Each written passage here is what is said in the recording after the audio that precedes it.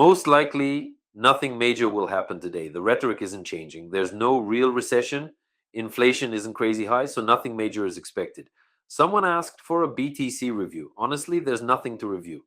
I can start with BTC, but there's absolutely nothing there. I'm going to be straightforward with you. There is nothing worth trading here. Even if it moves a little, it won't be much, and I just don't see anything interesting as far as BTC goes. No critical news has come out for BTC, so I wouldn't touch it for now. Yeah, maybe there are rising bars somewhere. Let me check TradingView. Still nothing. See? Just some intermediate levels, not exactly clean ones. You could map out a channel on these two bars, but that's it. Perhaps if they break out the newly marked level upwards, but overall, nothing strong here to justify paying attention to BTC right now. All right, moving on to Forex. I was betting on the euro climbing up today, but as you can see, something happened with the dollar and the setup broke down again. Lately, the dollar has been making aggressive moves and it's been wrecking a lot of setups. NZD, let's check NZD. This is exactly the kind of situation we're talking about. I had New Zealand dollars on my short list of assets recommended for shorting. It's a beautiful setup. Let me show you and explain why I added it to my list. Look closely. Do you see it? New Zealand dollar made a classic false breakout. Some call this a tombstone bar, meaning a cross over the grave. Then, at the end of the day yesterday, the price started going down a little. This is a textbook reversal signal through a false breakout. I recommended selling New Zealand dollars yesterday. 0.5810. Not a huge move, but a clean 40 points. JPY has entered a very strong long zone. It looks really solid. It's a great long area, and the asset is likely to move up AUD. Okay, let's keep going. I didn't recommend AUD, but it also has a solid reversal pattern. CHF skipping this one. The Swiss franc barely moves too local of a currency. GBP didn't do anything. CAD, nothing on CAD either. Forex is moving really slowly right now. There was a question here.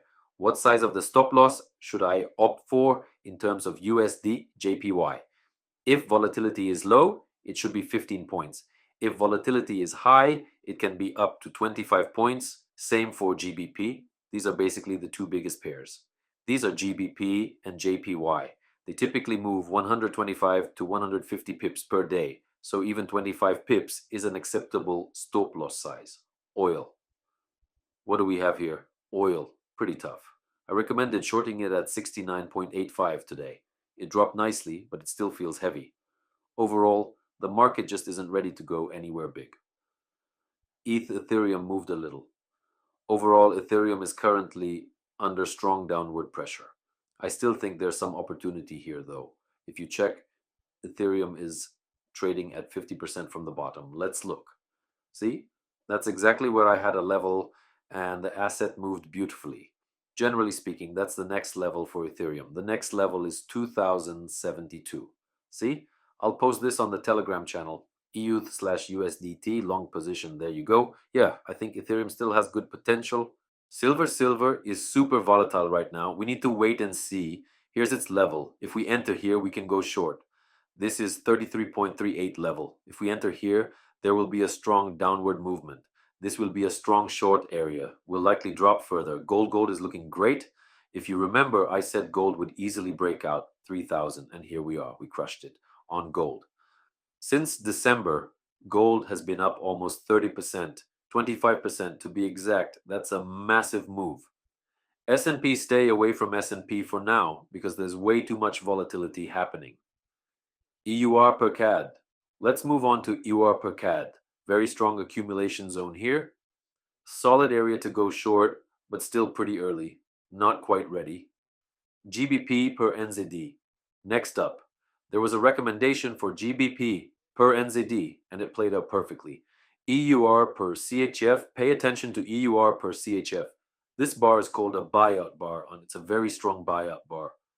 I don't particularly like trading Swiss pairs, but always make sure to pay close attention to this kind of bar, which normally hits the buyer's stop loss orders, which is then followed by upward movement. I love assets like this, and I'm a huge fan of buyout bars.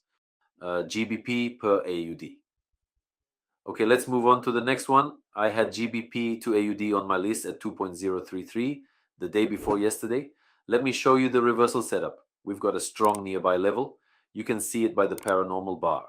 Watch GBP slash AUD closely. Very strong limit here.